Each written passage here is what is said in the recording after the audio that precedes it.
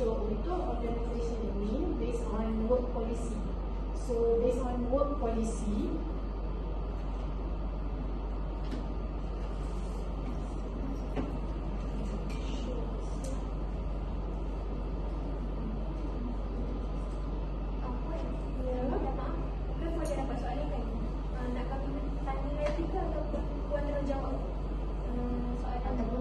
saya rasa kami tanya balik penjawab.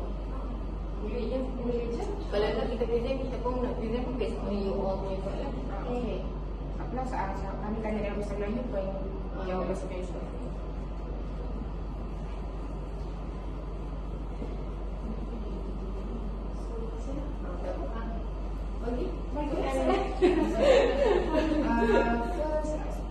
Soalan pertama, polisi kerja.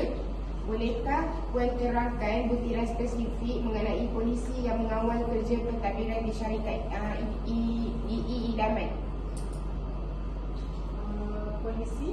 Polisi yang mengawal kerja pentadbiran. Okay, untuk polisi tu kita ada SOP lah. So based on SOP itu standard operation procedure lah. So untuk SOP ni dalam SOP adalah untuk filing-nya, and then dekat filing tu dia akan ada detail-detail lah. So lagi satu term and condition lah. So based on term and condition, ada kat situ office hours, break, lepas tu dengan remote of work agreement lah. So lagi satu, the last one is training lah. So maksudnya setiap department admin ni kita akan ada training lah. So training tu based on kita nak develop kita punya organisation support lah, ongoing macam kita ni dalam scope admin tu juga ke macam tu. Soalan seterusnya, apakah polisi utama berkaitan waktu pejabat, rehat dan aturan kerja dengan kerja jarak jauh? Aturan polisi utama berkaitan waktu pejabat, rehat dan aturan kerja jarak jauh. Jarak jauh kita boleh jauh yang aturan kerja kat sini adalah daripada Ahad sampai Khamis lah, and then start 8.30 sampai pukul 5.30, and then break dia adalah pukul 1 sampai pukul 2. So yang tu adalah break lah. Tapi kalau untuk servis unit, maksudnya setiap cawangan, so kat kita ni banyak cawangan kita untuk idaman. So untuk servis unit kita akan start daripada pukul 8 sampai pukul 5, and then break pukul 1 sampai pukul 2. Yang tu adalah kita punya based on ni lah untuk servis unit. And then untuk HQ pukul 8.30 sampai 5.30 lah. Macam mana pekerja datang kerja macam setengah pagi boleh thumbprint, face scan, thumbprint, semua ada. Untuk kita kat servis ni kita more to face. Sebab kita punya pekerja di lapangan, tangan dia duduk angkat sampah tu, tangan dia dah tak ada lorikan ni. So bila kita thumbprint dia ada masalah lah, dia payah detect.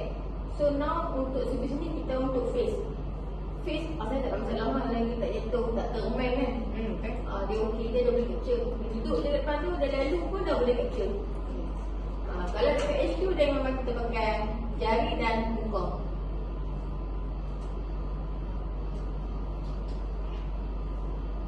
Apakah polisi untuk latihan dan pembangunan profesional, dan bagaimana organisasi menyokong pendidikan berterusan untuk pekerja?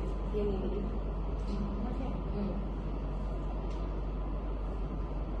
Yang depan ni training. Based on kita punya ni adalah training learning and development lah. So training tu daripada situ kita unit learning kita akan tengok macam mana. Contoh macam kita banyak PRA lah daripada support. PRA kita lebih kurang dalam 1,200 orang, 1,300 orang seluruh Kedah Polis. So kita tengok dia orang punya dari segi learning apa yang dia orang perlukan. Contoh macam PRA, kita selalu hantar untuk macam mana kita nak buat kerja yang selamat. Macam mana, macam contoh nak angkat sampah ni bukan yang main angkat je. So dia ada step-step dia dalam banyak. Contoh pro baru dia tak tahu macam mana. So now kita hantar learning.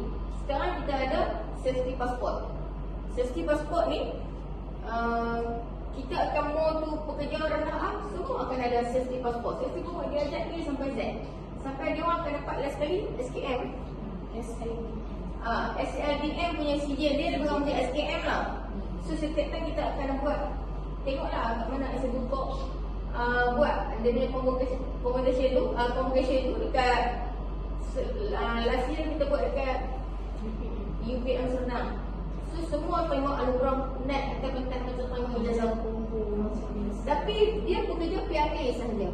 Tu yang kita utamakan.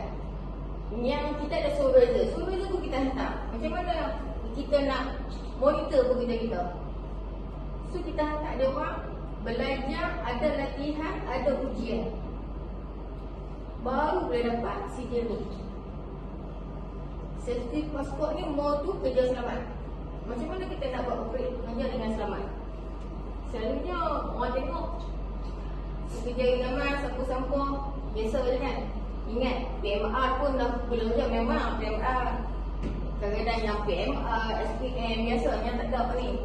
Ada yang pro kan. Tapi dia orang tu ada sijil tau. Maksudnya dia orang tahu macam mana dia orang nak buat kerja tu. So kita iktiraf dia orang. So dia orang pun macam bangga lah. Ada sijil dia akan kerja tu lagi tak daripada biasa-biasa ni kan. So dia rasa dia pun diperlukan. No? Tu mau tu kita punya PRA lah. Selalunya kalau kata untuk support staff macam duduk jabat apa semua, kita tengok lah kompetensi dia tu, dia mau tu apa, dia nak tarafkan apa lagi. Contoh dia tak pandai nak guna Excel. Excel ni pun kita guna yang standard, ada yang guna yang lagi lokak apa tu kan. So kita akan hantar apa keperluan dia nak apa, dia akan submit kepada bahagian learning kita dan kita tengok keperluan tu okey tak okey dan kita buat. Okey, sekarang bahagian proses kerja.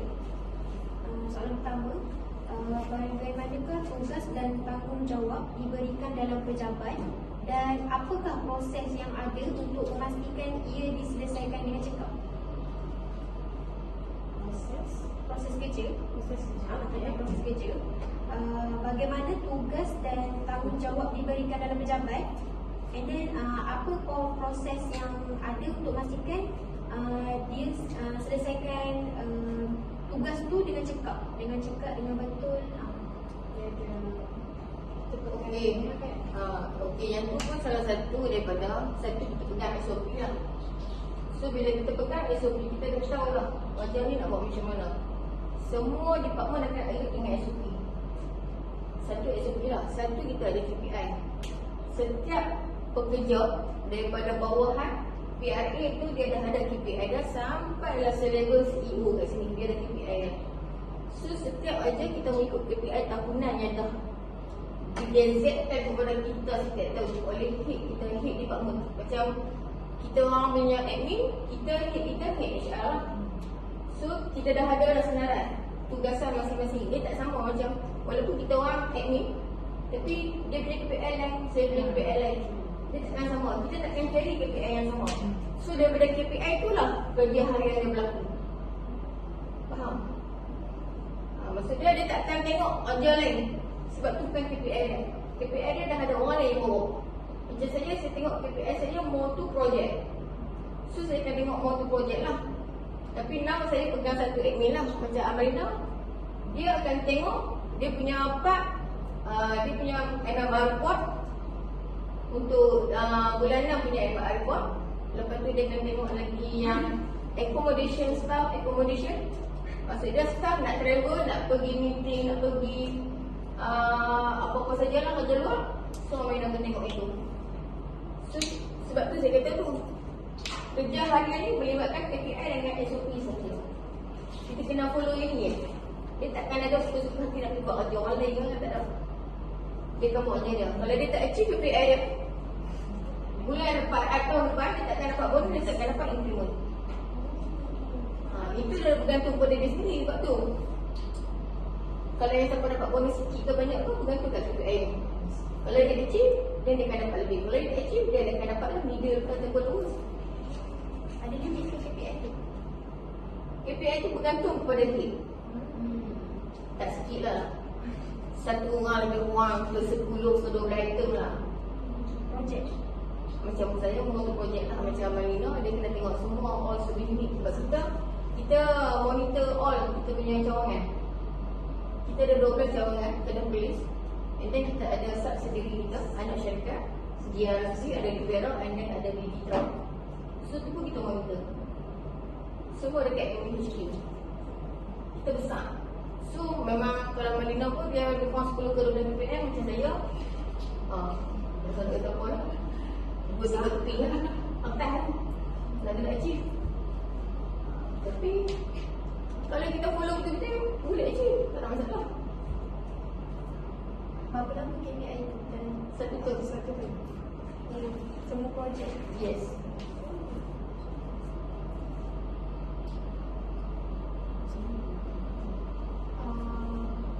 Dekat idaman ni berapa ada department? Kita ada 13 department. Boleh bagi Contoh department, kita ada department contoh kita ada HRD, Finance, kita ada bahagian legal, kita ada bahagian procurement, kita ada bahagian IT, MIS, kita ada Propatcom, CCD, and then kita ada operation lah, yang paling besar operation lah. Kita ada operation, and then kita ada CEO office, kita ada bahagian IA, kita ada bahagian integrity, kita ada bahagian safety, kita ada bahagian quality management, kita ada bahagian fleet. Boleh? Okey, soalan kedua. Bagaimanakah komunikasi pejabat diuruskan antara ahli pasukan dan jabatan bagi memastikan kejelasan dan mengelakkan salah faham? Selalunya yang tu kita mau tu. Sekarang senang kita nak hubung. Selalunya bukan dengan telefon lah. Bila dengan telefon ni kita tak ada kita tak ada evidence untuk kita nak pakai. Kadang-kadang orang kata tak ada orang nak dapat call siapa kan. So now semua kita ambil by email. Selalunya email, and then kalau nak discussion ke whatever, kita akan pakai email general. So apa-apa semua melalui email lah. Surat pun rasanya jarang ada orang pakai surat ni. Surat kalau kita tak ke government sahaja. Kalau kita punya internal semua by email lah.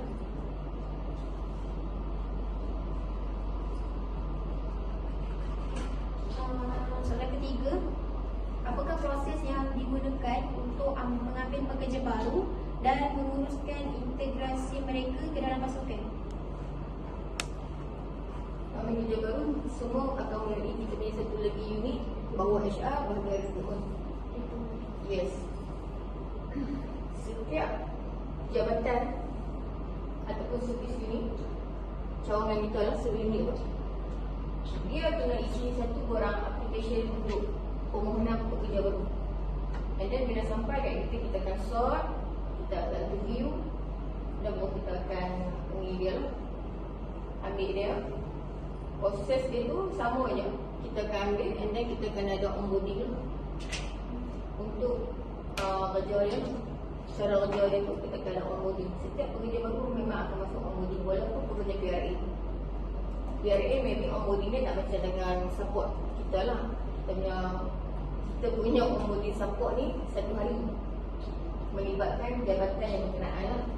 Macam kita ada bahagian misalnya admin, HR admin akan ada. And then kita ada safety lah, bahagian safety dengan jelas lah apa cara macam selamat, apa semua tu lah. So tu kita punya prosedur kita lah untuk ambil pekerja baru.